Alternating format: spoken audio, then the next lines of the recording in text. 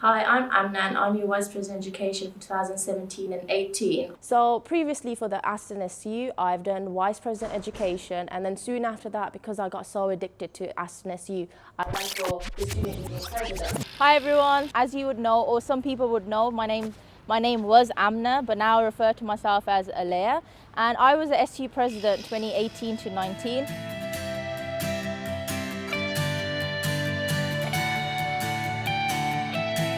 So, how did you first hear about becoming an officer?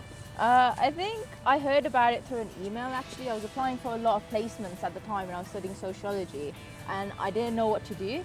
So I heard about it through Richard actually, and I thought, oh my God, this is great. It's an interview. Let me send my CV in and let me get going. And I sent my CV in for the officer role. And I remember Richard replied saying, no, you just have to nominate yourself. I was like, what kind of crazy job is this where you have to just nominate saying, yes, I want to do the job? And I did so. And it was funny because when I did turn up for the meetup as well, I thought it was a huge interview group. And when everyone was like, yeah, you have to do elections, you have to make posters, I was just there with my CV like, what? What do I have to do? And I remember I left the meeting so embarrassed because I was like, I need to go research what I just got myself into. And then I realized elections were a week after, and then I literally had black and white printed posters because I didn't know what promises to make, what to do, and I researched other universities, and that's how I got to know about the officer role, and that's how it went. Because I remember at that first session, I did that exercise where you had to pick a sweet, an opal fruit, wasn't it? And you had a particular colour, and then you had to say a little bit about yourself and what you wanted to achieve. Yeah, and my first manifesto was I will get rid of the 9K fees.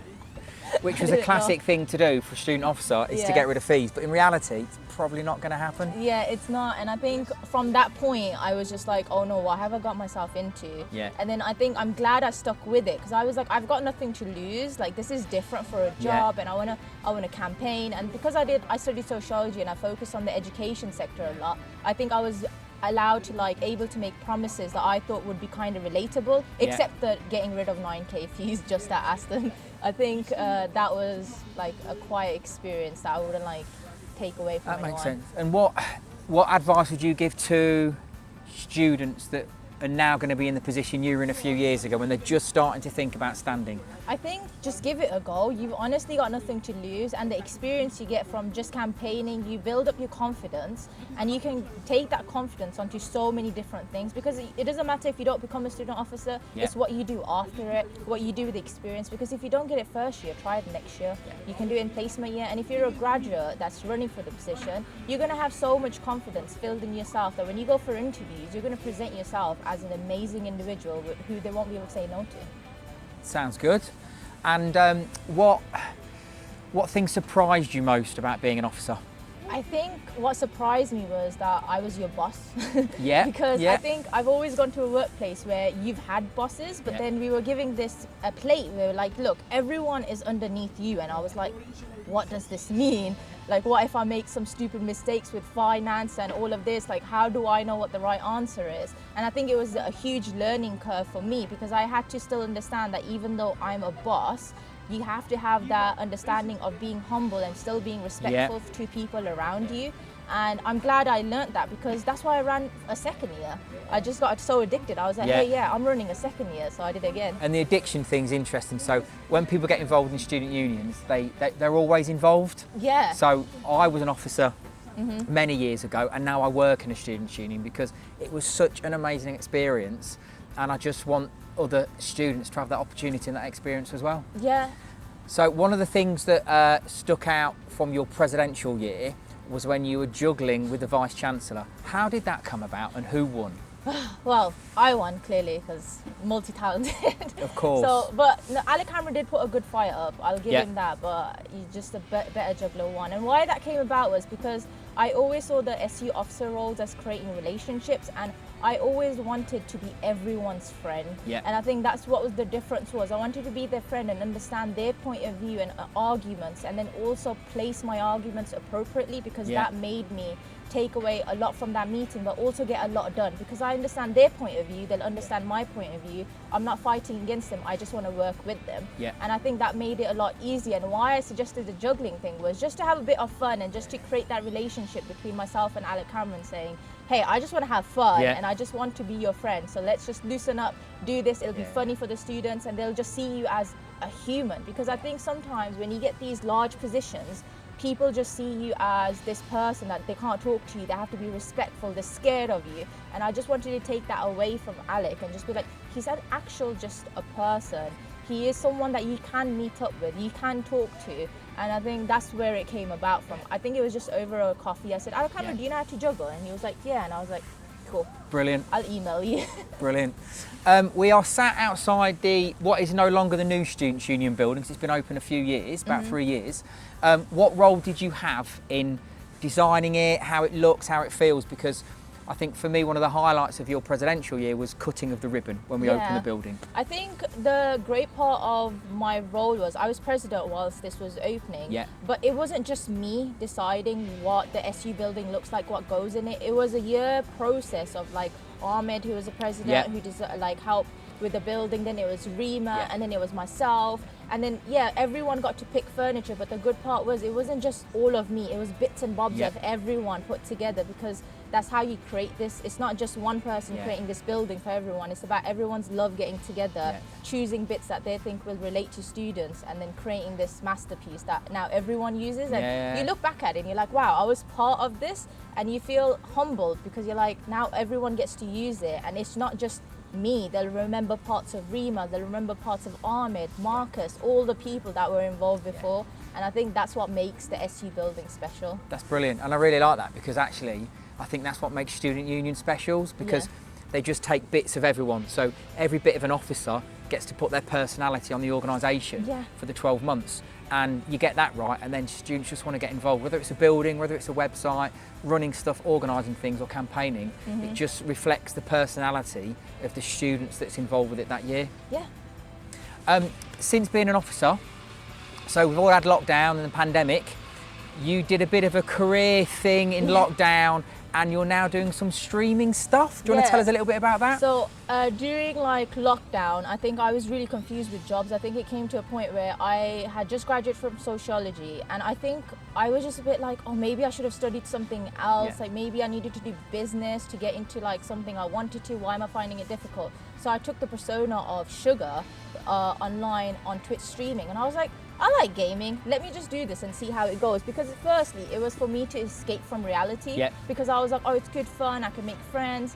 And I think I didn't realize that it would turn into a part-time job. So over the time I gained, I think I've gained over 20k followers on different platforms, and I just carried on. And I think the job gave me the confidence it did to be able to put myself out there, to be able to be proud to call it a part-time job, and be able to call in income that helps me with my financial stuffs as well. And it did really help me, because at that point when I was unemployed, I was no longer unemployed, because Twitch streaming was there for me.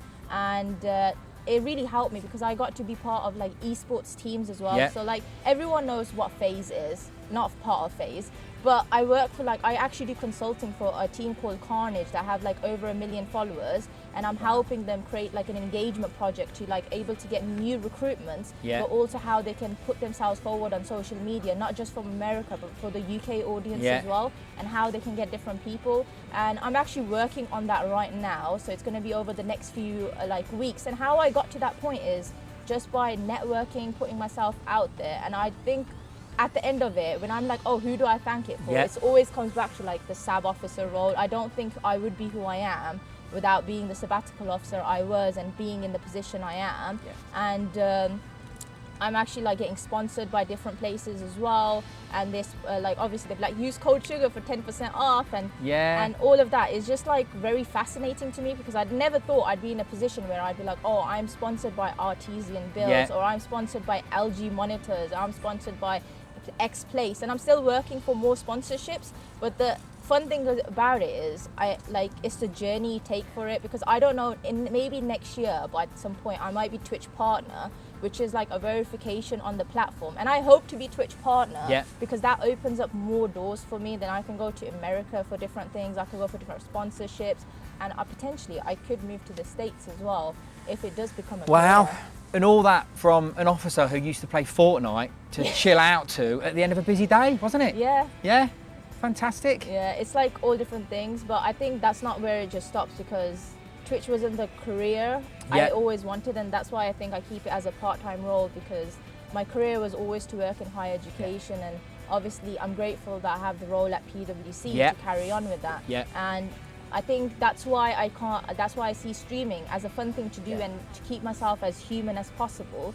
But PwC is like actually the place that I want to grow and create a career, and that's why I think I'll always keep streaming part-time. But honestly, both jobs were like supported by being a sabbatical officer. I don't think I would have got any of them without doing VP education and then president, because it really changes you as a person. You're not the same person when you go into it, and when you come out of it, you see the difference in yourself. So finally then, imagine you're speaking to a current student, they're sitting on the fence in terms of whether or not they should stand for election.